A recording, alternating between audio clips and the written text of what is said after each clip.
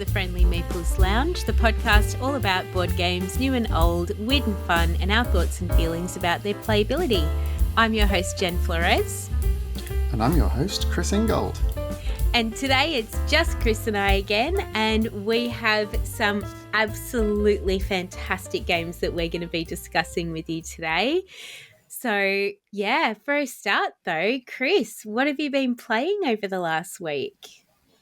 Well, over the last couple of weeks, we've really played a couple of games back here at home, and we've also had the first bite or Board in the East event for Melbourne Meeples.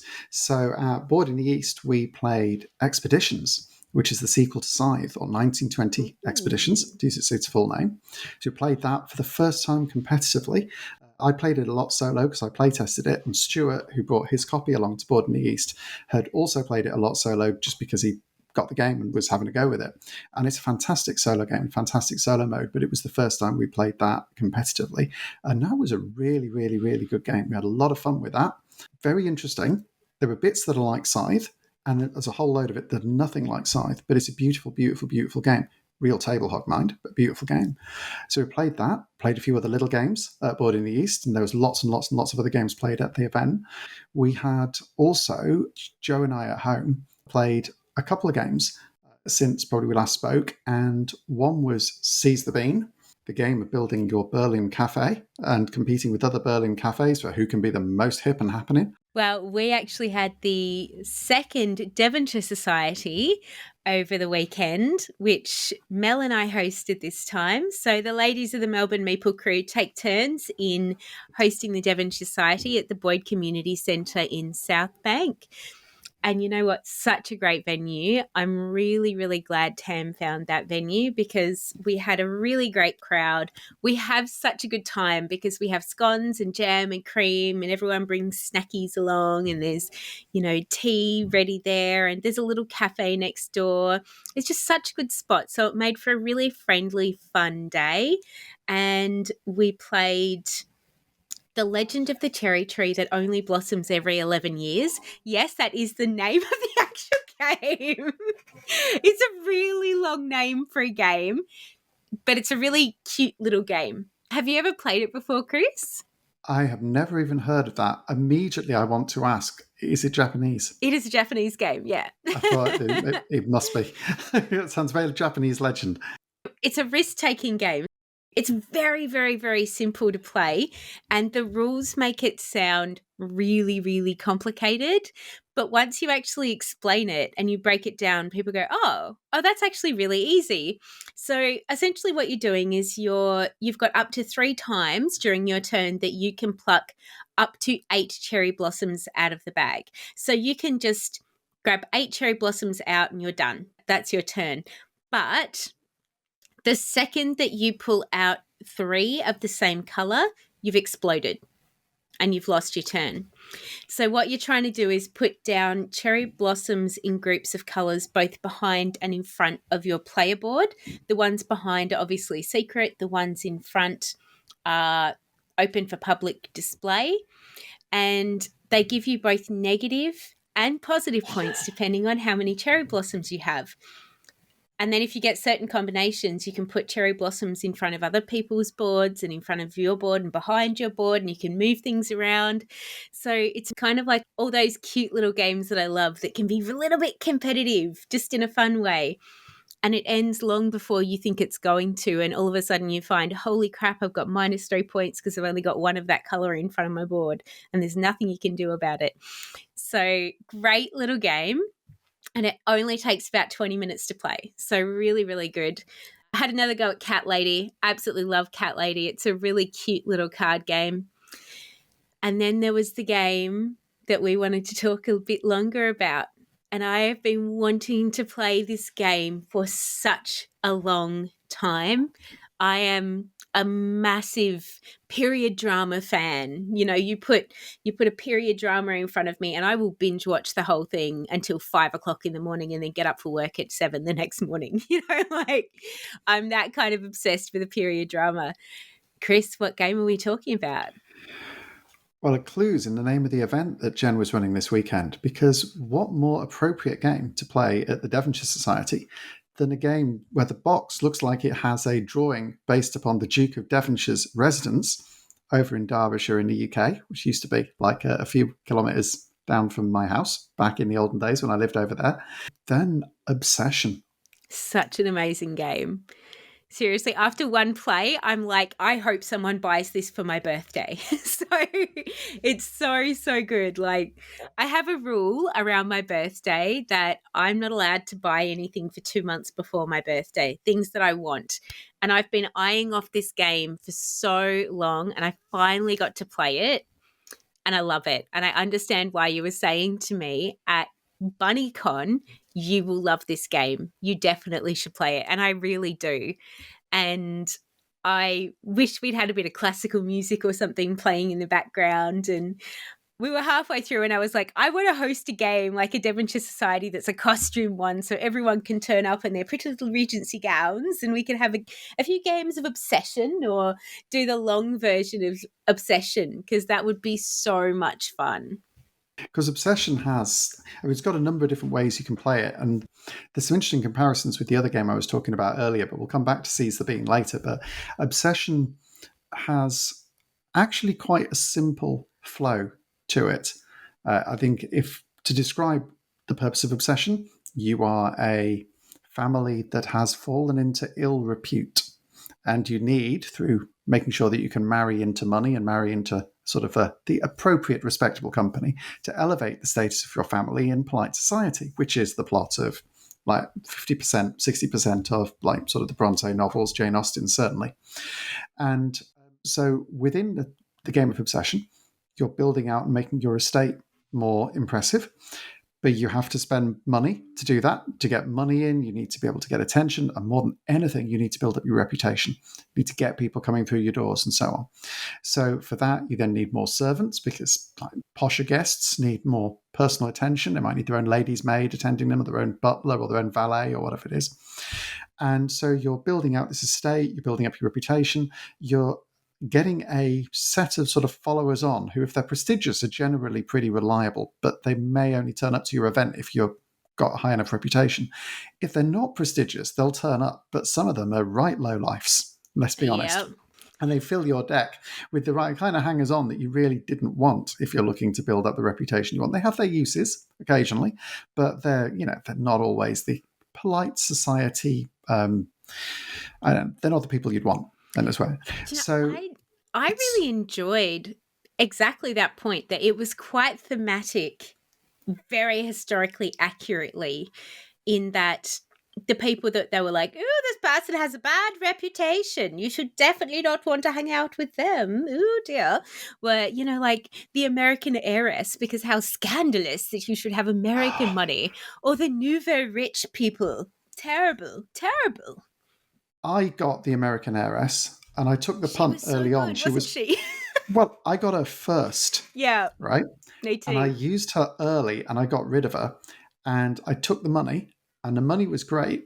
But the hit it took to my reputation took me just a little bit too long to claw back. And I probably wasted about sort of 5 turns in the process of, not 5 turns, because a turn goes a long way in Obsession, maybe about 2 turns, it clawing back from doing that. And I did have some advantages off the back of it, but it wasn't quite enough. Because when the end came, and at the end of the game, actually having the most built out estate is the best position to be in, I was a little bit short. And I was pretty much exactly short of Joe's score by the margin that it took to get the final courtship to impress like the Fairchilds, the elite bachelor and spinster of the local society where this is set. So that heiress, I was looking at this and going, this is crazy. Oh, I balanced her perfectly. I managed to balance the heiress because every time I played her with enough reputation from other people that it didn't bring my reputation down. There was only once when I played her and it pulled my reputation down by 1. You did good because I only played her once, but I didn't have, you see, I literally got her first. Like she was in my, not the starter cards, but the very first new person that I picked up. So I didn't have enough reputation to be able to do that. And I played her so early, I didn't have enough to play something like the drawing room and be able to pick it up. So that was a little bit of a mistake. I literally got it and I thought, sod it, I'm going to take the money and then kill this card early, I played it straight away. But that left me stuck on one reputation and being only able to use like a handful of cards. So that I know for next time. If you have Americans, I mean, God forbid, I haven't looked through the deck to see if there's any Australians. Chris, it's Regency era. Being exported during the Regency era was being exported to the Americas. So, yes, this is why the American heiress was dirty and the nouveau rich are not quite as lovely as the old money. How So filthy. they talk about money too much, the nouveau rich. Old money don't talk about money, they just have money. So, if we're going to continue this kind of like slightly pompous and dodgy accents, which we should both be able to do rather well, having a British heritage originally, one of the things I found about Obsession was that it was obsessed with having lots of different ways to play Obsession. And worse of that, I also have the expansion to Obsession, which adds more different ways to play Obsession, because there is a pie chart at the front to show you how the victory points are distributed. But if you're not happy with that distribution, you can change it to make it a little bit more flexible. You can make the Fairchilds more mysterious by making sure that you don't know what they're interested in when they come for dinner, which means that you've done your research very badly, not like Bridgerton, where you might have done it very elegantly and had a special writer telling you that they were particularly interested in your sporting facilities. But I can't do this for any longer, right? Obsession has all these ways, and that's one of the things that also connects it, because it was really funny playing Seize the Bean, because Obsession, I mean, it's an amazing game, but it has some particular little foibles, I think, from the designer who's tried to do everything to please everybody. And I think has probably done quite a good job of it, because I think all the different versions of Obsession are meant to be pretty good. But you've got a standard version and an extended version. So the extended version gives you more time to flesh out your estate, but just makes for a longer game. The standard version is a little bit more short, I think, if you know what you're doing. Yeah. It also has a tableau version in the expansion, which makes it more of a pure skill tableau building game. It's all about trying to reduce the amount of luck in the game. And it has different variants that say, okay, well, do you want to have it so that you get a surprise as to what it is the Fairchilds are interested in? Do you want advance notice of what the Fairchilds are interested in? And then the expansion adds a whole bunch of additional tactics. And it is, I haven't played it yet, but it's well known as one of those expansions that is both really good and is 100% not an expansion to play until you've played the game more than once originally, because it adds all sorts of little complexities. And it's a strange one because it's a very thematic game, but you can tell that a lot of attention has been paid to making it as precise as possible for Eurogamers that like a really precise game. And the rules are precise. I did actually find a couple of holes in the rules where it didn't quite properly explain what was going on. So we ended up, as we played through the game, the person that we played with, absolutely lovely Lauren, she forgot to explain at the start of the game that in the last round, it's not based on what the Fairchilds want just in the last round. It's based on your entire board. Had I known that, I would have played the last round differently, because if we'd just gone off of the last round, I would have gotten the Fairchild for that round and I would have won by about 20 points. But because Lauren went, oh, you know what? I did that wrong. Actually, it's based on the entire board, but we won't do it that way because, it's your first game. I'm like, no. You know what? Let's do it properly. I don't care if I sacrifice the win. I want to do this the right way. So even losing the Fairchild by 2 points, damn it, I still came equal first with Lauren and got 110 points on my first game. So that's pretty good. I think I played it pretty well, and I managed to get out during the game. I picked up a level 6 ballroom, and we should probably explain a little more because we're saying a lot of things that are not going to make a lot of sense to people. So I think Chris sort of touched on it before, in that the whole point of Obsession is that it's a reputation building game where you're trying to build out your estate. And the way that you're doing that is you have your 4 family cards, and then there is a deck of cards that are a whole bunch of guests that you can invite to come to your estate. Those guests bring things like reputation, money, inviting other guests. They may have connections with other people. So in terms of that era, that is quite thematically fabulous, because that is exactly what an aristocratic family would do. They would always have guests at their estate. They would be rubbing shoulders with the right people so that other people thought they were important, and making business deals with the right people to get money that they didn't have for themselves. So thematically, absolutely fantastic. Along the way, the game also allows you to improve your estate by buying extra rooms for your estate that you can build onto all the base rooms. And every time you play those rooms, you improve them. So they give you extra points during the game. And in fact, there's only one tile that actually gives you less points by playing it, but the advantage that it gives you during the game helps a lot more, I think, than the 3 points it gives you at the end of the game. So along the way, whilst you're inviting these guests to your estate for all sorts of parties and flower viewings and, art displays and all this sort of thing, you're gaining reputation based on the people that you have around you. And at the end of the game, the amount of reputation that you have gathered gives you points. And that points chart is exponential based on a scale from 1 to 6 in just the standard game. And it actually goes up to 8, I believe, in the long play game. So it can make a really big difference at the end of the game. Oh, and there are objectives. At the start of the game as well, you get objectives, which are based on both the rooms that you have, or it might be on the amount of money that you have left over at the end of the game, or a particular character that you may have attracted. And I just happened to pick up 2 11-point objectives and a 5-point objective, and I got all of them.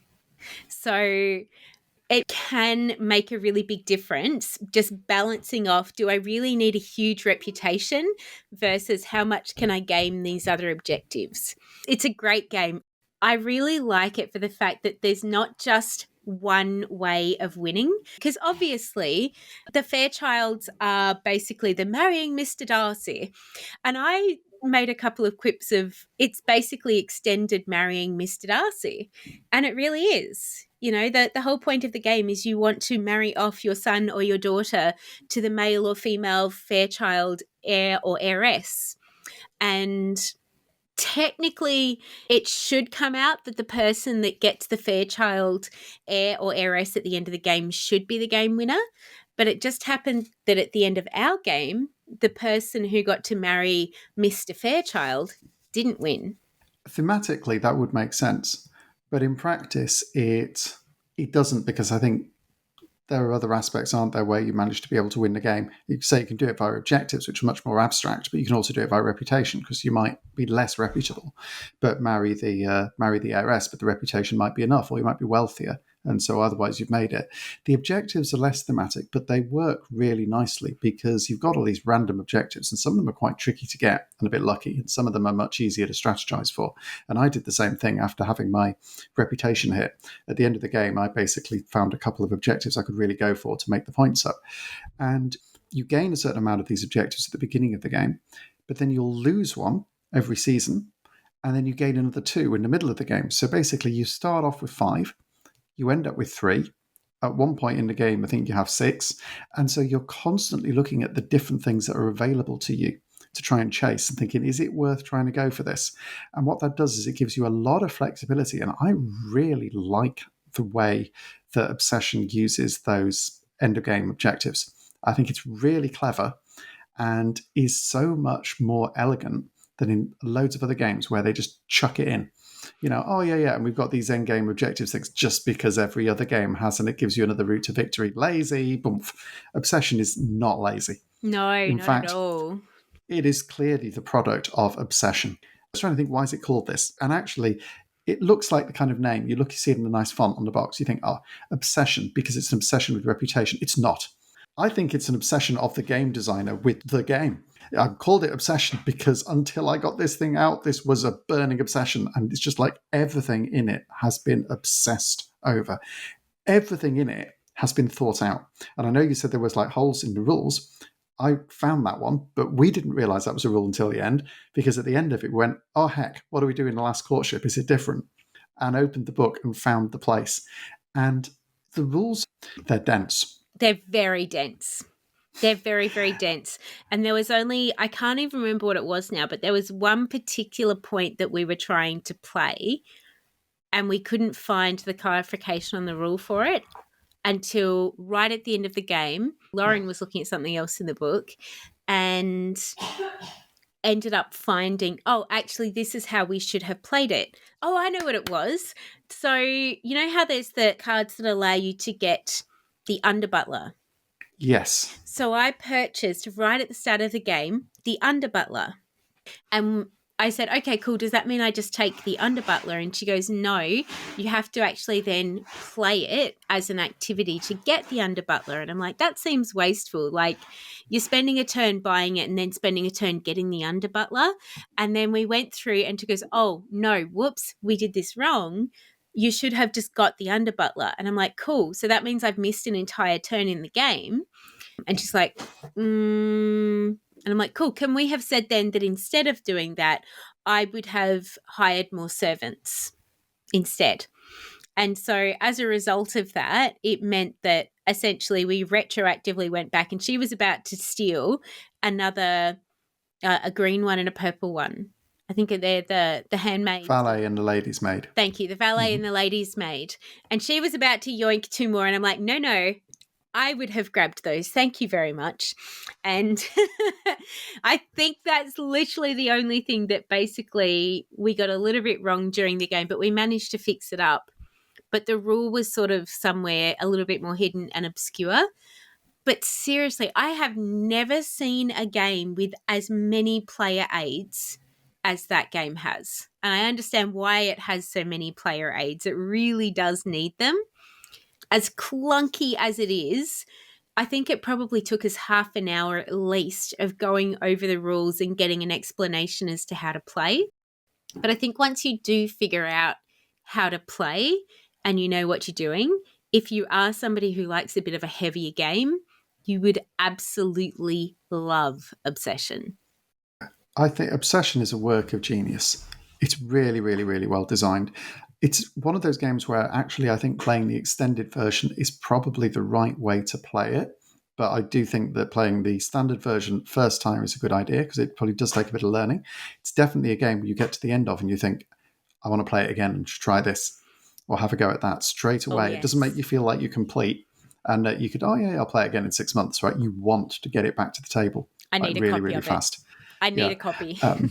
It has a glossary, which is really useful. It's a reference guide. As Jen said, it's also got all those sort of player aids. And it is a game where, and I don't normally recommend this because I actually like diving into rule books. And a rule book isn't badly written, right? It's really precise. It gives you loads of information. I would 100% recommend watching a video on how to play Obsession first. Yes. Look for one, find one with lots of thumbs up, and then pick the shortest one with lots of thumbs up because it is worth looking at the rule book. But if you go into Obsession knowing how the flow works and then you look at the rules, then you'll be able to pick out and go, right, I can see the detail. One of the things that it does, and it's a little off-putting to when you're first going through it, Joe and I were going through it, I kept saying, it's not as complicated as it looks, honest. It shows you that each turn has 8 stages. 8 stages in your turn. Oh my God, this is ridiculous. I mean, what if it was a 4-player game? We're going to be sat around here doing nothing forever. 8 stages. It breaks down into 3 stages so that you know exactly what you're doing, what most games would put in 1. Yeah. Right? So absolutely. It's a little bit like kind of like shove your things to the left, have a look at your board and see if anything happens. It probably doesn't. Put your card on for your activity, invite your guests, stick your servants on the guests, take the favours back from it. Now that's, but effectively take the action, take payment for the action. So that's 2. Buy something, off you go. Yeah, right? So that's it's it. it's like, so it's actually quite straightforward and it runs quite simply. And there's a whole bunch of events on the board that are quite simple as well. But the way it's pitched is in a lot of detail. And in the rule book, whenever it takes those 8 stages, it talks through all the different edge cases that could happen with each set of the tiles, except for a few where it says go and look them up in another bit of the book. So there is a little bit of that is, it's useful, and the glossary is worth its weight in gold because you only can reference stuff in there. But a video helps because it's really not that complicated a game to learn.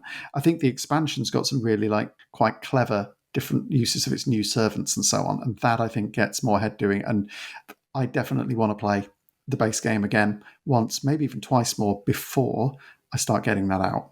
But it is meant to be really good as well. You would have been so proud of me, Chris, because I managed to get the ballroom right before and that was out of the builder's market. So the builder's market, normally during a turn, you're allowed to buy one extra room to put in your house. The builder's market allows you to buy multiple rooms. With the builder's holiday. The builder's holiday, thank you. And then a couple of rounds later, there is another, is it national holiday, that allows you to play any tile regardless of reputation level, even if you don't have that reputation yet. I never went over reputation 4 during the entire game. The ballroom is reputation 6. It's quite hard to get your reputation to 6. So I managed to play the ballroom during the national holiday because I waited. I was like, yes, if I get this before the national holiday, I'm going to be able to do it. I still had the heiress in my hand at that point. So I managed to set it up that playing this ballroom, I ended up with $1,300 and 8 reputation and 2 extra guests out of one turn. Right? That's really cool. I had my first prestige guest when I was playing the other day was a reputation 6. And I was like, oh, thank you. I spent ages waiting for a prestige guest. And it was a little bit of like swinging luck in the game. It's worth making a note of that. You can have a draw where you end up with a card where you just think, ugh. But it's going to give you more points at the end. But it's quite good when you can. And unsurprisingly, I played that at exactly that moment. I had this card, Reputation 6, and I think it was the Duke of something. I think it's one of the most prestigious guests there. But I did the same thing on the national holiday. I brought them out and I ramped up my reputation. And I think he gave me like $600, and I had to get the loads and loads of money objective. So in the end, I wasn't able to make much use of the builder's holiday, but I had to get loads of money objective, and that's worth 11 points because I had that as well. I had if you end the game with £1,200, it gives you 11 extra points. And I was going right into the last bit going, is it worth it for me to have reputation 4 or do I sacrifice and go to reputation 3 but end up with the 11-point objective? So the difference between scoring-wise reputation 3 and reputation 4 is 6 points to 10 points. So it was only going to be 4 points extra for me to end the game on reputation 4 and miss out on the 11 points for ending with $1,200. So I deliberately sacked 2 reputation points to get £200 to get, because that's a special action you can take during the game, is to sack reputation to get £200. And I did that in the very last turn of the game just to make sure I ended the game on 1,200 points and got those extra 11 points. And that is what made the difference between me and Lauren drawing the game on 110 points each versus me having lost the game by 4 or 5 points. So it's well and truly worth it to look at that kind of thing. I'm impressed by your exact memory of scoring points because I can't even remember the exact scores. Oh, yeah, I know. Well, we discussed this last week, didn't we? It's like that competitive spirit. You know where it went. You'd remember them if you'd have lost by a margin, but you might not remember them if you'd have lost by more. Yeah. Put it out of mind, kind of. But I think Obsession it's a really, really high quality game. It is a heavier game. It's got such a unique theme. It's probably appealing to a lot of people that don't like the themes in other games and maybe haven't played as many other games, but it is a little bit heavier. But at the same point, I don't think it's difficult to absorb. It does, I think, have a bit of a learning curve. I think that's the thing. It's got a learning curve, and some of that learning curve is good. You play the game, you have a satisfying game, but you realize there's all sorts of other things you could have done. That kind of learning curve is fine, right? That's not a learning curve that stops you playing the game. It has a little bit of obtuseness to get used to, and I think in terms of accessibility, some of the design, the cards, and I think the font on the cards can sometimes be a little tricky to read unless you've got the lights up high or so on, because it's that kind of elegant cursive text, which is not always clear and might not be as clear for everybody. But outside of that, it's a really, really well-designed game. I really love the fact that it is clearly a competitive game. Like it is. There's no cooperation in this game whatsoever, but it's done in a way that is so Regency era spiky.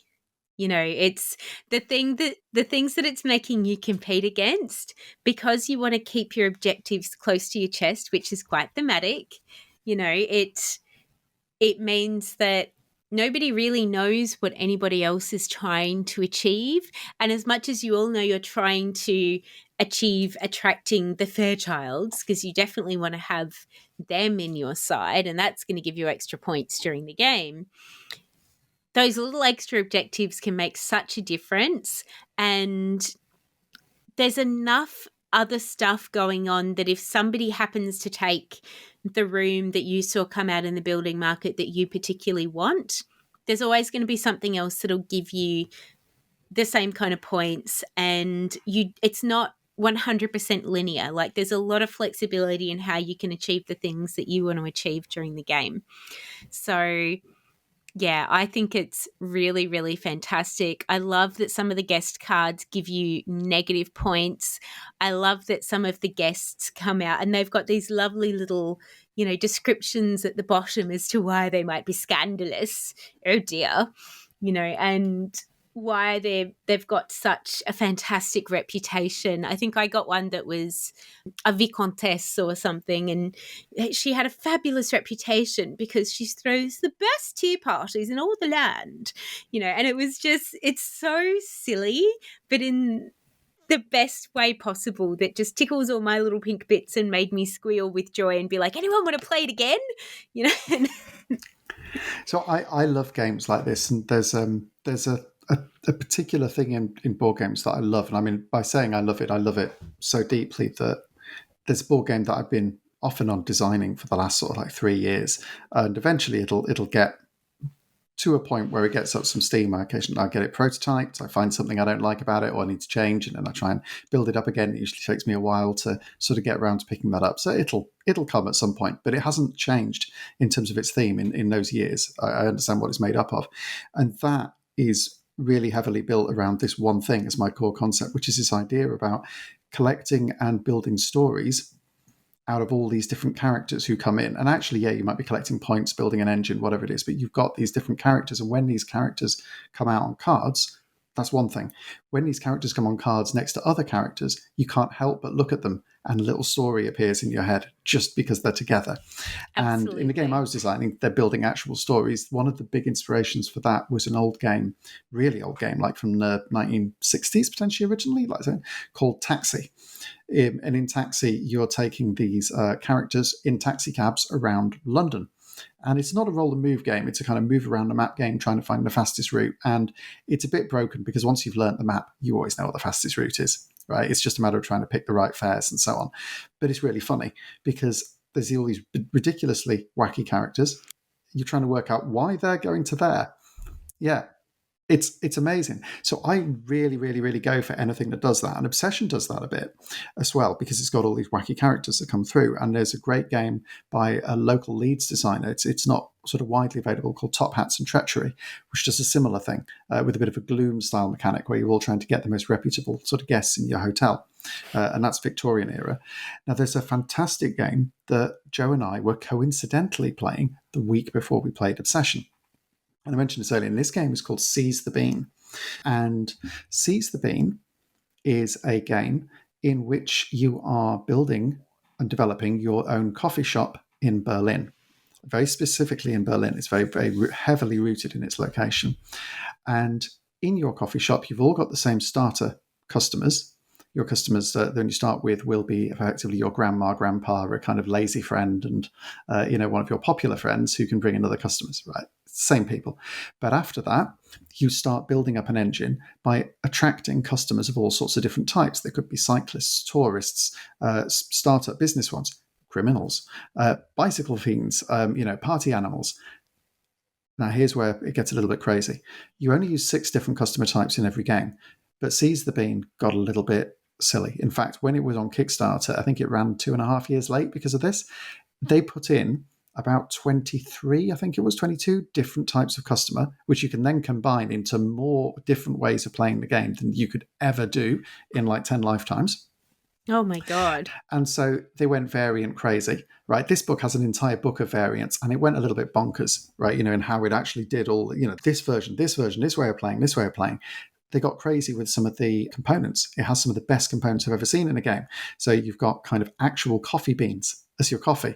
And one of the cool things is that when you collect coffee beans as a resource, even though it's a Euro game, you can either get exactly 7 or you use the scoop and see if you can scoop more than 7 and balance them over to your placemat, in which case you've got more.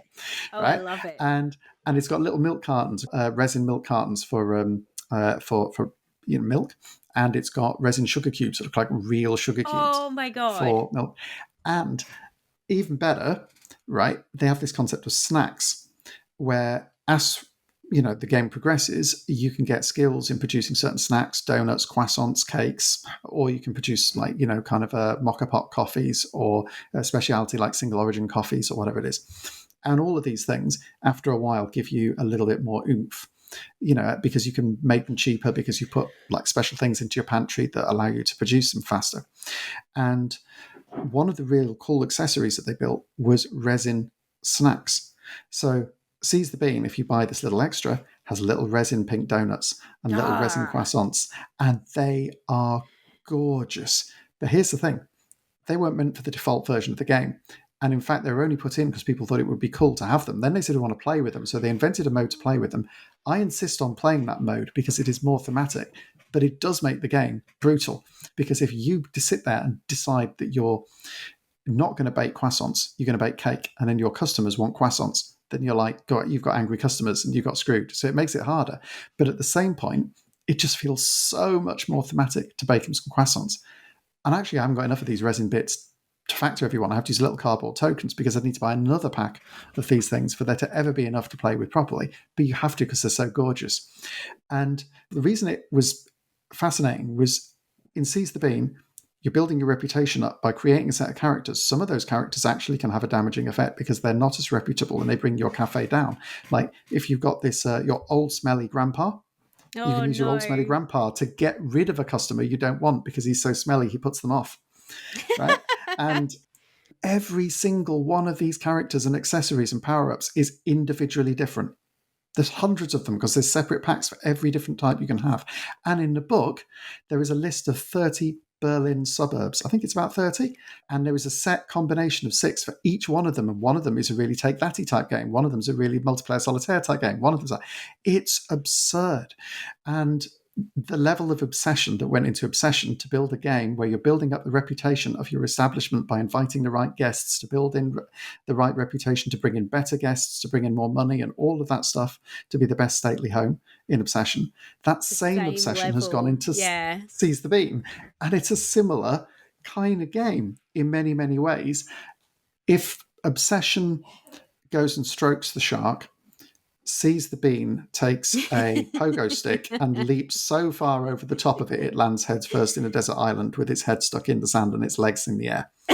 And the designer of Seize the Bean, I think after they've spent ages kind of like getting the damn thing out in the first place, has said that there's going to be a second edition on the way and they are actually going to cut it back, potentially not removing stuff from the game, but cutting it back in saying, look, there's a bunch of extra stuff in here. This is how we recommend you play the basic game. We're not going to say, oh, you could do this and you could do that and you could do that. And when we've made it right, they're just going to say, here's how to play the damn game, because I think people are getting lost with working out how to play it. But it's great fun. And I've never seen as much obsession put into a game as with Seize the Bean, but Obsession comes close in Obsession to Seize the Bean.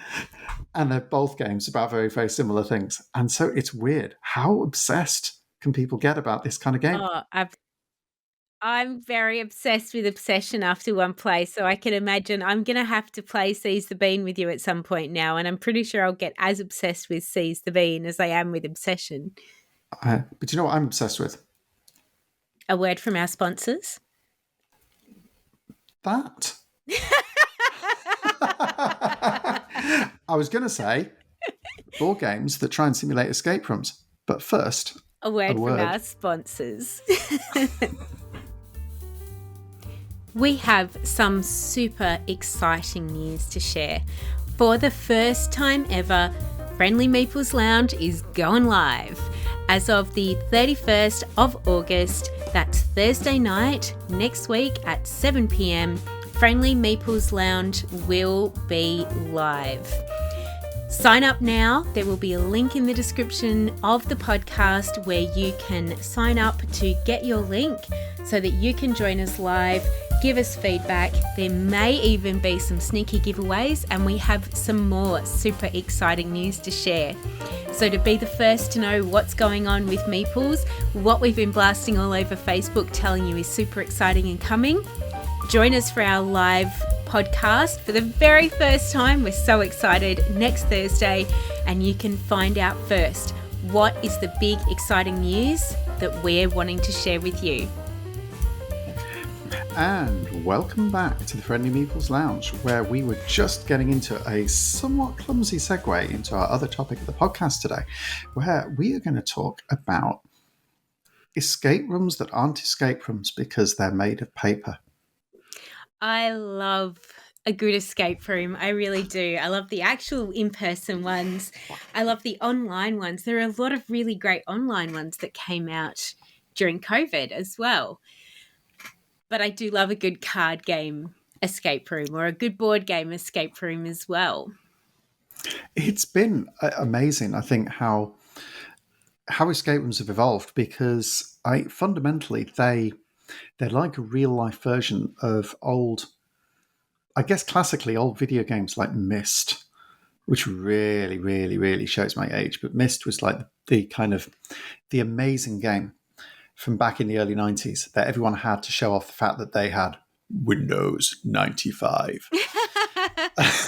And kind of that fantastic pinion of technology, because it basically gave you this beautiful art, and then you'd move from place to place and see abstract puzzles, and then as you unkeyed things and unlocked things, you'd solve other abstract puzzles.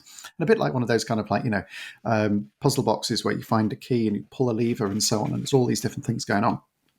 But I guess over time we had the big boom in escape rooms, where suddenly you found that you could do this sort of thing for real. You could bring a team in, you could like play with opening locks, hidden bolts, solving clues.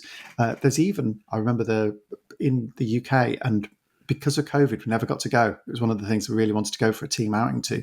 They put a thing where you could go and do the Crystal Maze. Ooh. So the Crystal Maze was an old sort of like TV show. Had Richard O'Brien, who wrote the Rocky Horror Show, used to host it in the UK. And I don't know, did it ever make it to Australia? No, it didn't. But I saw it over in the UK. So I remember it, and it was really good. It was amazing. So the Crystal Maze was like basically this kind of like set of challenges that people would run through, but they were all quite escape roomy type challenges. And that was sort of back in the 80s. I grew up watching that. So once like real life escape rooms came out, I was like obsessed. Like, this is a brilliant idea. This is and it's exploded. And it exploded, and then it kind of dipped down again. Because and post-COVID, it's come back. Yeah. And post-COVID, it's come back, right? Which is really, really, really great. And there's a lot of very experimental escape rooms. There's a lot of really clever stuff. A lot of them will theme stuff around movies and so on. But then this weird thing came about where people started saying, well, okay, we can do this in a board game. And I know what my first reaction was. My first reaction was, nah, surely not. Do you know, mine was as well. As much as I'm obsessed with escape rooms, and, the very first time I actually did a physical in-person escape room, we came this close to winning. And it was one of the hardest escape rooms in Melbourne at the time that only a very small handful of people had won. And having that kind of, laser competitive focus, I looked at the fact that someone was like, you can play an escape room as a card game, and went, that's going to be shit. That's not going to give you the same kind of experience as an adrenaline pumping. You've only got so much time. The alien's going to eat the spaceship if you don't get this clue. I was like, it couldn't possibly give you that kind of feeling. There's no way. Were you as wrong as I was, Chris? Yeah, let's be absolutely sort of realistic about this. If a real life escape room has got a thing where basically some big lights glow off, they go and you slide down a slide, and then there's an actor like dressed up as Dracula or something, and he kind of like goes at you or whatever. That ain't going to happen in a card game.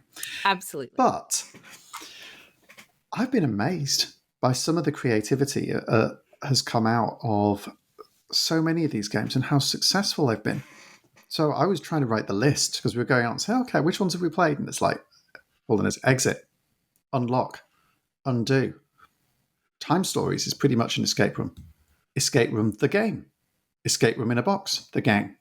There's a whole bunch of games by a publisher called Post Curious who've done like the Emerald Flame and Adrift and the Tale of Ord, I think it was originally called, and The Light in the Mist. Recently, there's an absolutely phenomenal little game, which is actually my favorite at the moment, and it is gettable, but it's called Lost in the Shuffle, which is a pack of playing cards. But there is a whole set of puzzles in this, and there is a little bit of a website that you can go into to fill in the answers to the puzzles, and then there's ways of leveling up as you go through and scoring points. And the imagination that has gone into this, that is genuinely a standard pack of playing cards, all doctored with art, is incredible, and it's also one of the cheapest that you could possibly get, even with postage to like Australia or wherever from America. It's fantastic. So Lost in the Shuffle by Spencer Beebe is one I would recommend hands down. And if anyone wants to know what it's like somebody designing one of these things really like the computer game Portal and its sense of humor. Sounds cool. Right? And that is the way of thinking of it. And if that makes you go, ooh, yes, because some of these things take themselves too seriously, that's great. There's advent calendars. Like Exit, I've made 3, I think. In Australia, we've had 2 because I think the rest of the world is 1 year behind Germany. What's interesting, Jen, is that they're all quite different in style. They are. Amazingly so. I'm a massive fan of the Unlock escape rooms because they're replayable. And what I mean by replayable is you can only play it yourself once, but we have a group of friends that we sort of trade our Unlock games among. And you know, it's no secret at this point, we run gaming events. So I actually find them really fantastic to take to the gaming events, because if somebody says, look, we just need a fairly short game, an Unlock game is great for that, because you can go and play it. You know, you'll just be playing for an hour because there's that time limit on it. But it's really active, it's really fun, it really gets the adrenaline pumping. But every single Unlock game that I have played has been completely different. Only one Unlock that I've actually played really sucked. But when you have a look on the Unlock website, all of them have reviews, or just in general, I think you can Google search Unlock playthroughs. And this particular one Unlock has a whole bunch of people who are like, this is terrible, never play this one. It's absolutely like the clues are just too obscure in it. And there's 3 or 4 clues that just completely lead you in the wrong direction. But every other Unlock I've played has been phenomenal.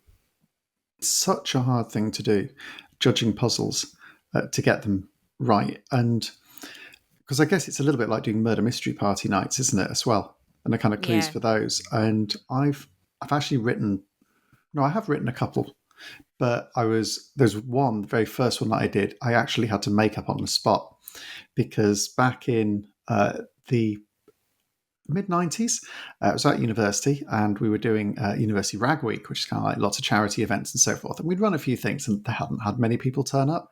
But we'd done this thing where we said we were going to run a murder mystery night, and we called it Black Tie, which is basically come in your dinner suits.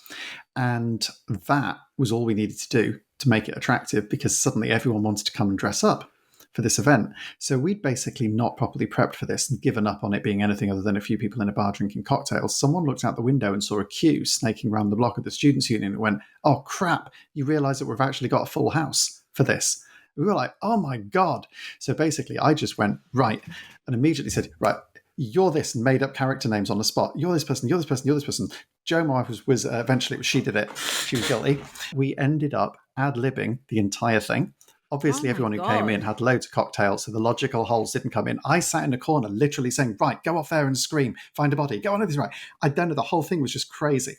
And did this thing on the fly. Now, it kind of worked, but I know that if that had gone through playtesting, and if the people solving the mystery hadn't all been absolutely paralytically drunk, then it probably wouldn't have passed the standards that you need to pass for one of these games. And I did one other time try and do, again, a more social one where you're talking about an environment where people are playing roles and so on like that. And that worked all right, but it took a lot more planning and a lot more precision, and a lot of thinking about the different people who'd be involved in it. So when you then abstract that out and say, how do we make this work in a game where you don't know that much about the people that will be playing it? Lots of people will be playing it differently. You don't know what's obvious and what's easy and what's tricky for different people. They must be really challenging to design. And what is, I think, coming back to the thing that's so incredible is how different they are, and even from each other. But the unlock games, more than any of the others, are different to other unlock games, because they're the ones that are so heavily driven by the app. Do you know, I know exactly what you mean, because I've run a couple of murder mystery nights myself, and not out of the box ones that I've designed on my own. They take so much forethought to make them happen, and putting that in a card game that's playable multiple times, bravo. Like, the designers definitely deserve a cheer, that's for sure. And I think the only other one, like, I went out recently for breakfast in North Melbourne, and there's quite a small game store in North Melbourne, and I can never remember the name of it. But it's right next to the French patisserie. if you've been, do you know where? Is it Spiel Deluxe? Yes, it is. Spiel Deluxe. They've Yes. got always a tempting little second-hand section at the back of it, where there's always something you go, oh no, and you end up walking out with it because it's just what you were looking for. So they happen to have the Exit advent calendars from last year on sale. And I remember Rod and I saw them last year before Christmas, and they were about $50. And we thought, oh, well, that's a bargain for the number that you get. They had them on sale in Spiel Deluxe for $25 because they were last year's. So we got ourselves 24 Exit games, which we haven't played yet. We do need to have a go and play some of them. And yeah, I think you mentioned to me the difference really between the unlock games and the exit games is the exit games are only playable once. I don't like that. Now, I might take a deep breath because I've played quite a lot of these things and just summarize the differences between all of these things. So for those of you listening at home, if you want to know the differences, I will go quickly, and you can always scan back and forth in order to get this, right? Okay, so the exit games are placed on a pack of playing cards. You get a pack of cards together, and they will give you clues, stuff that you can do. You will get certain things called strange objects that are usually weird shaped bits of paper. You may cut, fold, adapt, and play with things in whichever way the puzzle wants you to, but they're often about card manipulation, basic kind of puzzles that you see on the cards themselves or on anything else that is there in the package of the game that you got. So basically anything that is in the box, right, is fair game in an exit game. They're very pure in that sense. The most you're going to get, complicated thing you might get is a piece of string. The unlock games have an app that drives you through any possible combination you can, and they run on a timer, and they are made to feel like a genuine escape room game. One of the things that does this is that the cards aren't in order. You're constantly pushed to try and find cards as fast as you possibly can so you can hand them out between you as a team, and the very act of looking for stuff in the deck helps you get that kind of sense of pace, that sense of scrabbling around an actual escape room. On the subject of looking around an actual room, Mystery House is a really innovative escape room system, and apparently the actual game's a little patchy, in which you have this little sort of like room with little holes in. It's like a 3D thing where you stick in little cards to set up your game, and the little cards allow you to look through it with a torch through the windows and see little clues on the things within the building, so you can try and pick them out, and they might allow you to remove back the curtain or to draw something else back and reveal clues hidden deeper in the house to solve the mystery. The undo games try and take you through a set of exercises to try and reverse something that has happened that was bad and come out with the best possible outcome. I've played a couple of these when I was bored at a convention, and I'm going to give a slightly negative review here because we don't normally like negative review, but I thought they were rubbish. There may be a good undo game somewhere out there, but there is nothing I've seen in those games where the other competitors to those games aren't better. This escape room, the game, which one is the one that's got escape room in a box? Which one's the one that's got the little machine and a rotary dial in it? Escape I think that room might in be a the one box. that you've got, Jen. I've got that one. Right. So Escape Room, the game, is just effectively a bunch of escape room puzzles in a box, right? And they are anything that could possibly be, stuff in an envelope. Scooby-Doo, Escape from Mystery Mansion, is like an old school adventure game where you effectively find something you need to combine with something else, which you also do in the Unlock games to try and do something entertaining and get through a set of maps and open little envelopes with little gizmos in them, and feels more like something like Monkey Island or the old adventure games. And on that note, there's a game called Cantaloupe. And Cantaloupe feels exactly like Monkey Island because it basically, copyright theft aside, may as well be Monkey Island, the board game. And then there's Escape Room in a Box, which has got a nifty little thing in it. And I've not played it, and you have, Jen. So tell us about Escape Room in a Box. Escape Room in a Box is very much like Unlock, except not just from running on the app. It also runs on a little device that you have in the game where you're inserting different keys in different orders to try and get the box to light up green instead of red. So it still runs on cards. It still runs on clues. It's got a bunch of little envelopes and things in there as well. It is only playable once because you are having to unwrap things and move them around. You could probably play some of them multiple times because they are in envelopes. But in terms of giving a good summary of all of them, I have to say, Chris,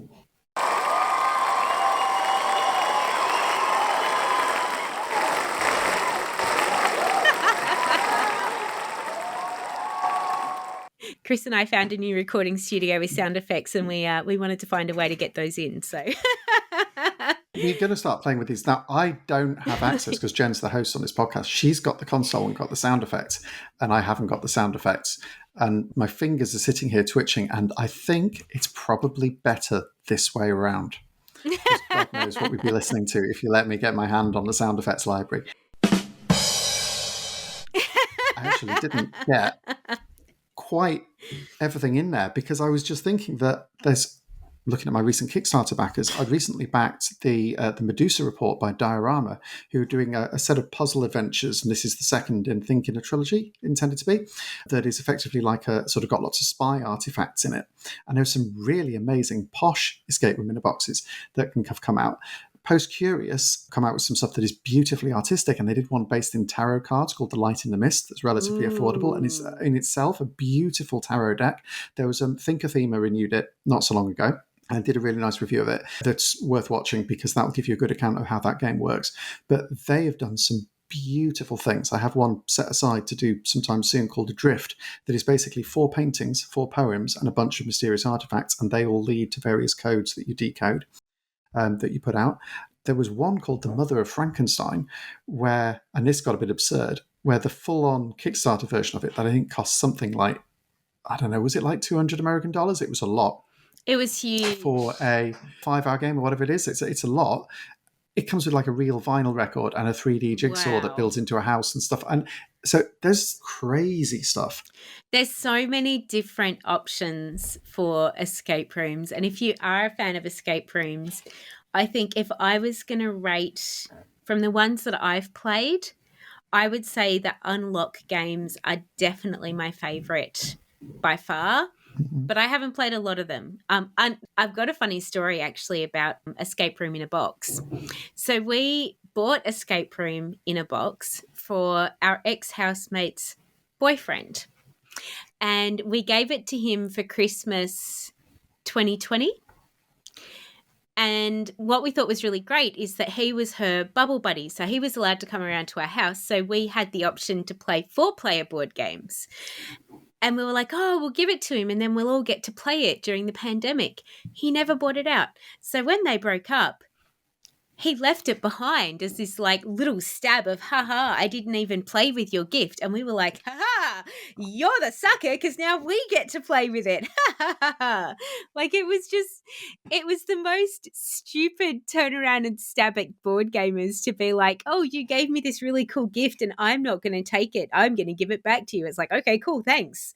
You know, we paid for it and that's great. Now we get to play it. You're lost, buddy.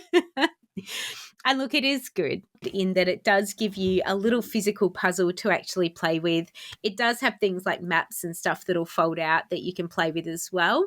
So if you're looking for one that's a little more interactive right in front of you rather than having to rely on an app, escape room in a box is great. It doesn't tend to be that expensive. I think we only paid about $40 for it.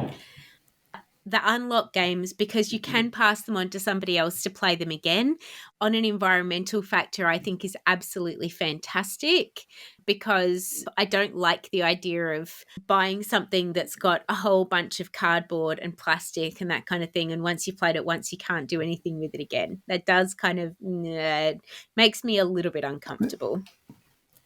It is a tough one, actually, and that's one of the challenges I've seen sort of designers of some of these games sort of fight with. Exit are the most overtly, we destroy it, right? You know, kind of, you buy an exit game, it's done, right? Somebody else wants to play that exit game, they have to get it again, it's done. I once bought a pack of exit games where they said, we've played them, but nothing's been destroyed. And I was like, okay. So I basically said, okay, and I got them dirt cheap off someone, opened them up, and of course they had done all of these things. They just left the bits they'd cut off in the packet, but it allowed me to learn and just go through a few of those games and just learn how some of them worked, because I played a bunch of the other ones anyway, so I was happy doing that. But you can't do that. But there's not a lot in an exit game. So in terms of the environmental impact of getting rid of an exit game, it's not huge. It's still stuff you're throwing away. But in terms of paper, if you bought a newspaper, if you bought a magazine or something, it's not that far off equivalent to doing that. The unlock games, obviously you don't have to destroy. Some of the other more elaborate, more beautiful games, where they have destructible parts or things that you might write on or things you might fold, bend, cut, crease, whatever it is, that's when it feels a little bit more difficult to deal with. Most of them have like a refill pack so that you can get at least one additional game out of it. So you play it, do the refill or the reset, and you hand it on to somebody else. And that seems to be the common approach. And that at least means that it'll get 2 games out of it. But when you actually look at some of what's gone into some of these and some of those plastic components, then that I think is a challenge. And that's where the unlock games are probably the best pure expression of what an escape room could feel like in board game form. I sometimes prefer some of the others. Some of the others are more relaxing, like, the post-curious puzzle games. You sit and pour yourself a glass of wine or get a large cup of coffee or whatever it is. You can just sit out and pace yourself. You can do it on your own. You can do it together with others because they're split out so you can solve multiple puzzles at once. But they're something to relax in and savor. Right? That's not the escape room experience. The escape room is get locked in a room and can you get out in an hour? Or as one of the cool ones that I remember doing, get locked in a room that's identical to the room next door because you're both in submarines, and as well as doing the escape room, you're also trying to blow each other up. Do you know, Chris, something I was thinking of the other day, speaking of escape rooms and one-offs, we have MeepleCon coming up and we're just about to release tickets. And one thing that I actually thought of that would be super fun to do would be like a one-off escape room type game at MeepleCon. I would be very, very up for trying to get some kind of a game, if we can find a suitable space in which we could do something, and obviously make it kind of accessible and make it something that people can engage with. Last year we ran a quiz. A quiz isn't an escape room, right? But one of the things that I remember I did in a quiz, I'd been to PAX a couple of months before or 6 weeks before MeepleCon. And at PAX, I went to a panel session led by escape room designers.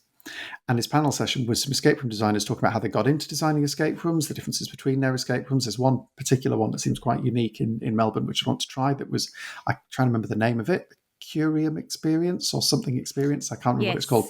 The Curio Experience, I think it is. That's it, the Curio Experience. And have you been there? Yes, have you tried that, Jen? Oh, right. Brilliant. So you've been there already. So I haven't tried it, and obviously you've already done it. But the designer of that was one of the members of the panel. And anyway, they had this discussion that were talking all the way about this.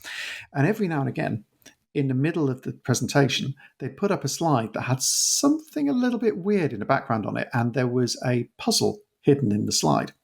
And if someone could solve the puzzle, there was a way in the room that they could indicate that they'd solved the puzzle, and they would then get like a cheer or get something thrown out or whatever it is. So when doing the quiz for MeepleCon last year with Trent, I threw in a bunch of similar kind of puzzles. I thought, let's try and do this here. And outside of the core questions, just put in some visual quizzes and so on like that. And so, will people see them? Will people spot them? Will people get them? those little puzzles work really, really well. And actually, there's loads of ways you can hide, embed, sneak little things into the event. Perhaps we could even do something across MeepleCon as a whole event. An escape room across MeepleCon. Yeah, that would be really fun. We make sure you don't disrupt anybody's game. They kind of said this is the escape from free zone. There are no clues underneath the table of the very, very, very serious game of barrage that's going on in that corner where they're all staring at each other most intently. There is definitely no clues hidden under their feet. Do not go crawling under tables. I think that we'd need to set some boundaries, right? In fact, I think we might be scaring off some potential MeepleCon punters, but we definitely need to set some boundaries. But maybe there's something we can do. I would be well up for that. Yeah. And, I think the best quiz night I ever went to was one that the answer to every question, so there were 6 rounds during the whole game. Every round had 10 questions, which is fairly normal. The answer to every question came together to give you 10 clues as to the title of a book. Or the title, I think it was, one of them was a title of a book, there were 2 books, 2 movies, and 2 songs. And at the end of the quiz, if you could not only get the answers right, but you also got the clues that gave you the title of each of these things for each round as well, you would win extra points for the quiz. And the table that I was a part of, we got 5 out of the 6 clues. And one of them, I can't remember what the clues and stuff were, but the last one I remember it distinctly because we didn't get it, was the Lord of the Rings trilogy was the answer to the whole thing. Because the answers during that round were things like rainforests and that kind of thing, like the redwoods in California, which are the tallest trees in the world and that kind of thing. And it was just giving all these hints about mountains and small people and dragons and jewelry and that kind of thing. And the whole thing, like every single answer did give you a clue that should have given you enough information to guess, it was probably Lord of the Rings or something like that. And yeah, that was the most fun quiz that I've ever been to in my entire life because it was basically a quiz within a quiz. And it was so well done. And I can't imagine how long it took the designers to come up with enough questions to give enough clues that people could guess the answers to all of these questions and get the other clues as well. I love it when there's so many layers in, but those layers, you've got to have something that reaches out. And I think that's always the challenge, isn't it? When you're trying something out, is that when is something intuitive? When do you dive into something and when is something not? For many years, and I failed this year. I was a bad dad because of OzBunnyCon and other things, kind of took my kind of attention away. But for many years, and even now that my boy's like a bit older, he still likes it. I do an Easter egg hunt. Yeah, Easter Sunday for the big Easter egg and the stash of chocolate, wherever that might be hidden. And you get more and more and more cryptic clues and puzzles, then you try and gauge them so that they work for my boy at different ages as he's grown up and grown older and grown cleverer, and also potentially to see whether my wife might get them if she's helping him out because she doesn't know the answers and having a look at it. And it's always interesting to look and say, right, which ones do they just get straight away? And where do people just go, I've got drawn a blank? And sometimes that's the same and sometimes that's different. And when can you put like a little hint? The best thing is when, like with good game design, I guess it was what we were talking about in Obsession almost, that when you've got a way to go forward, even when you're stuck, when you say, I don't know what I'm doing in this particular angle, but I'm stuck on this puzzle, but I can go off and solve that puzzle or take something around. And I've got to get everything in the end to some extent, but I've got something else that I can try. That's often the best way. And that might be that you've got a clue where there's a couple of things that can steer you to help you in the right direction, where you might be able to apply some guesswork. And that's like good crossword clues are like that. So I used to design occasionally sort of the British style cryptic crosswords back in the UK. I remember publishing on the internet a board game related one in one of my Facebook groups years ago. And those ones, the British style crossword clues, have that thing where you have like a straight clue hidden in the cryptic clue for the answer, something that means the thing the answer is. And then you've also got a clue that breaks that word down into a puzzle of some sort. So you've effectively got it twice. And if they're really clever, you'll get special kinds of clues where they manage to do the two in one clue, while you basically, it means the thing and it breaks down into the word, but those are by exception. And one of the great things about that is, even though those sorts of puzzles can be fiendishly difficult, they have a couple of different ways where you can get something, on top of the fact that you might get some of the letters in the word by solving other clues, which then gives you a little bit of clue as to guesswork, or it might steer you towards something that's in the puzzle. So you've got loads of different ways to find your way around it. And I think that to me is the killer of a good puzzle, is when you've got, if you're stuck on one thing, you can try a different way. You don't just have to hit the wall. And when it doesn't work is when it's like, if you can't guess this one thing, that's it. You've got nowhere to go. And that's where people get frustrated, I think. There is a way you could make it up to Zach before the end of the year. Have you considered a secret pumpkin hunt? I think that would work if it was a chocolate pumpkin. Exactly, because we know that Zach loves Halloween. So Zach is Chris's son. We've probably mentioned him a few times on the podcast, but he's like me. I'm obsessed with holidays where you have to decorate and there's some way of getting chocolate in there, and, you know, it's a good excuse for a party. And yeah, we kept Chris really busy over Easter this year, so Zach didn't get his normal Easter egg hunt. But a secret pumpkin hunt at Halloween could be very, very fun. That could be quite cool. And my parents are coming to visit Australia, and they're landing on Halloween as well, I believe. So that might be quite a fun thing to do as well, if we can squeeze that in. So I'll have to think about that. I'll have to go hunting for chocolate pumpkins and a few more ice blocks, because the thing about Halloween in Australia is it can be a little warmer than it is in the UK, though it wasn't last year. I think with that, but yeah, we could do fantastic things around the seasonal stuff. And maybe there's great things that we can do at MeepleCon. Actually, in terms of convention games, do you know Don't Get Got? No. So Don't Get Got is kind of a party game. Well, it is a party game. There's no two ways about it. And in Don't Get Got, you'll get a bunch of missions that you're supposed to accomplish. And if you accomplish those missions, then you basically be able to give somebody the little card and say, look, I've accomplished this mission. And as you get rid of your missions, you get points, and then you win. And there was a convention version of this that they had, like a small version with only a few different things that you put in it that were particularly appropriate for being at a board game convention.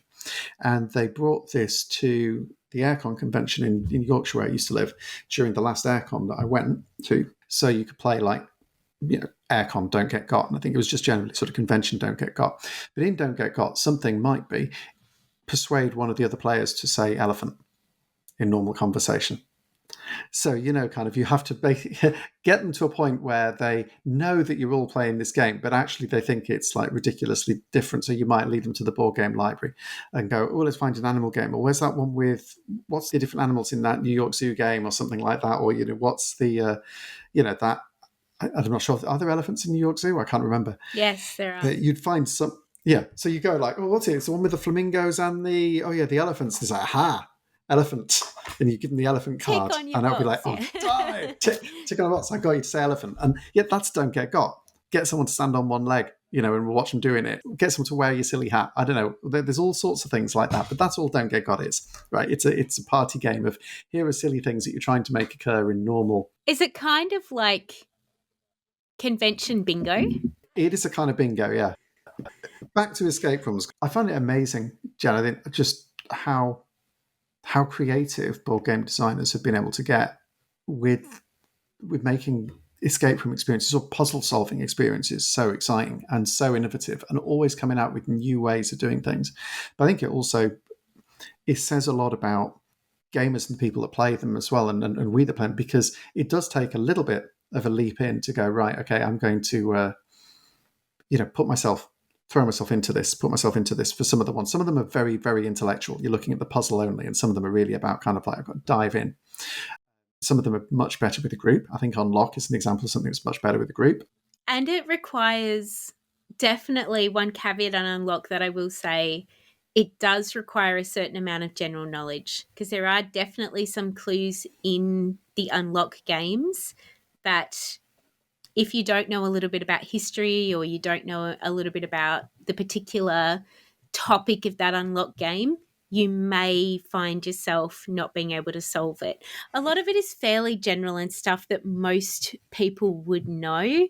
Think of it like pub quiz type, really basic pub quiz general knowledge. But that's definitely where I think that one unlock game that I was talking about fell down, in that the knowledge that it required was not quite general and it was quite specific. And that's what made it come undone. So See, I yeah, don't think I've played an unlock game like that, so I'm not sure, because I know we've discussed in the past whether the unlock game we've each played that made us go, "Ugh," was the same one. I'm not sure if it was, because I found I that think it with was Lost in a Shuffle. the aeroplane one, the one where you're trying to get Right, back to I've the not played the biplane. aeroplane one. Okay. No, I've not played that. I played the one I found a little bit was the werewolf one, just because a couple of bits were so unintuitive. But the Lost in the Shuffle game I was talking about earlier, that's got some stuff that does require some knowledge, but it very explicitly says some of this game may require a little bit of research. Right, there may be clues in there, and you can follow those clues. I didn't have to go for hints for any of those things. I did a little bit of Googling, and I went, "Ooh, that's interesting. I wonder what would happen if I searched for this," and followed the trail. And you did a bit of detective work, and that was really, really, really cool. And there are things which you would just know if you grew up in the US more than if you sort of grew up in the UK. That's certainly true. But it wasn't hard to do that. The unlock games, I think, are in a position where they can't really get away with that. That's the thing about having a game where it's designed around a timer. Actually, you want to play it with the timer. If you're playing solo and an unlock game, I actually do recommend that you ignore the timer and let yourself pause it. You're still going to get to the end and get points, right? It's just that you'll get some points deducted for being late. It won't stop you being able to get access to the clues and do things. You can go way over time on an unlock game, so never be worried about that happening. But you can't expect somebody to sit there and go and look something up on the internet for 20 minutes in the middle of that game to find out what it is. That's just not part of it. The biggest challenge with the unlock game, and the biggest cool thing about the unlock game, is that they will do wacky things. So there's a little tutorial in every unlock game. It's the same. It tells you the basic mechanics of how you can combine items that you find and use the cards and the numbers in order to generate new numbers to access different cards. Fine. You think that's what the game is made of? Nah. That's about like 10% of it, right? Most of it is any wacky thing they could think of. And in Unlock, it's often any wacky thing they can think of that involves your mobile phone. And the way that the Unlock games use the app and the phone It's brilliant. is in some ways really creative, really imaginative. Quite frankly, it makes like Chronicles of Crime and all the games that just scan like a QR code look like they're just like amateurs. Right? Yeah, 100%. It is phenomenal. But you will find times where you're like going, no, how was I supposed to know that I was supposed to do that? I just remember what your phone does. It's got cameras. It's got all the different, like sensors. It can sense sound. It can sense light. It can sense the motion of the device. It can do all of those things. And if you play loads of unlock games, you better remember that it can do all of those things, because at some point you're going to be like, you expected me to do that? And it's like, it did. Now, the clues are there. And that's what's great about playing them together with other people, because if you don't spot that clue that says, somebody else will say, oh, this is probably stupid, but just try that. And it's brilliant when somebody says that and it works. That's the best bit. It's just phenomenal. But yeah, I think that playing it solo is, the unlock games probably aren't the best one if you want to play an escape room puzzle thing solo. The exit ones are fine like that. I think some of the post-curious ones, or something like Lost in the Shuffle or Light in the Mist that you play over a number of days, that they're actually better, like doing a few puzzles at a time.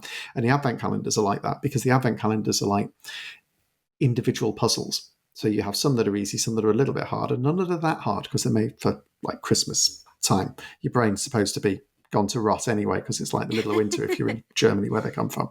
So they're not ruthlessly hard like some of the exit games can be.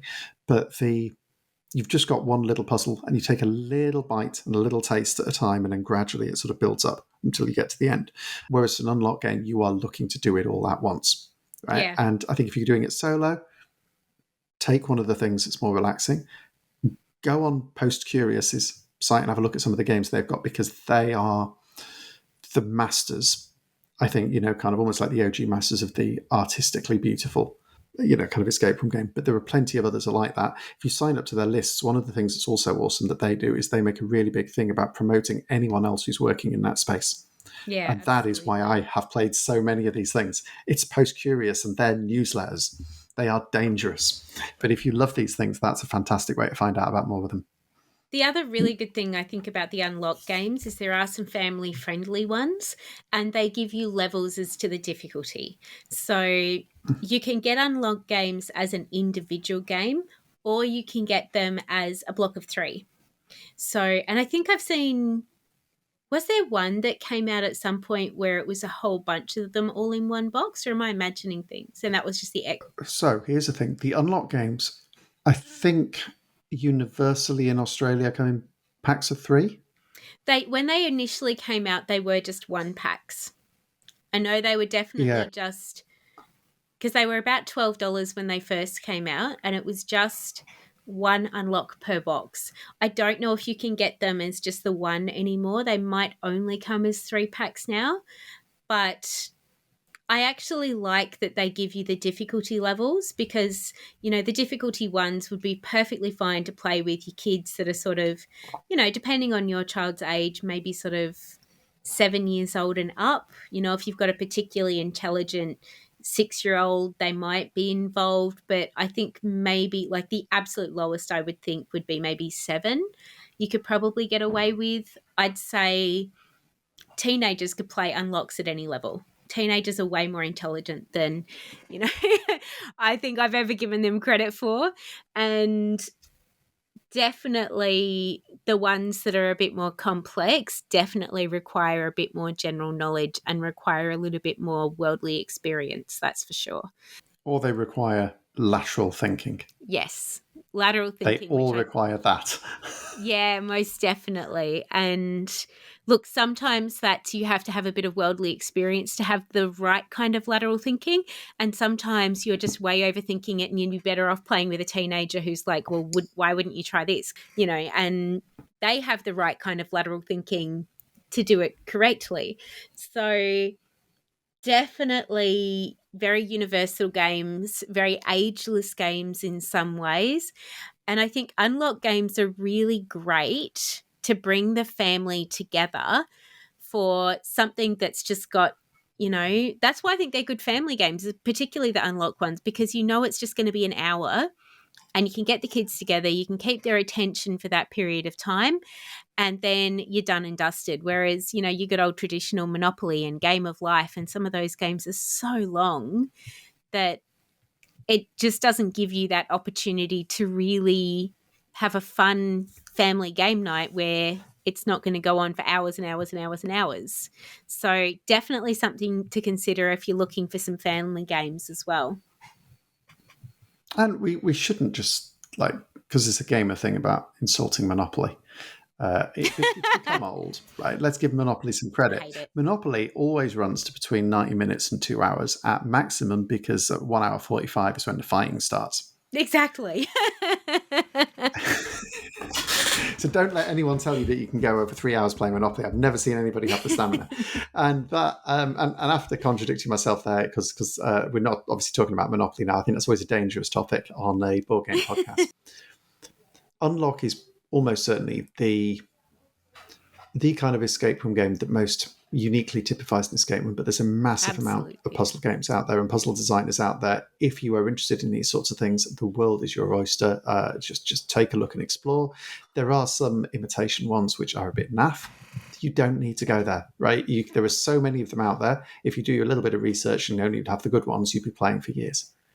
So you don't actually have to play the rubbish ones, which also makes it a little bit challenging for the people breaking into that market. But, high standards helps us all. Absolutely. And on that note, this has been an absolutely fantastic episode. I've really enjoyed chatting with you, Chris, about, obsession and all the unlock games and all that kind of thing, the escape room games in general. I think we're very lucky in some ways that the last couple of years, probably the last 5 to 10 years, has brought out some genres of board games that I never thought would exist. And it's just been such an amazing time for all of us as part of this community to experience such an amazing amount of growth. And as much as we all complain about, Jesus Christ, there's so many different games on Kickstarter, that's such a good thing.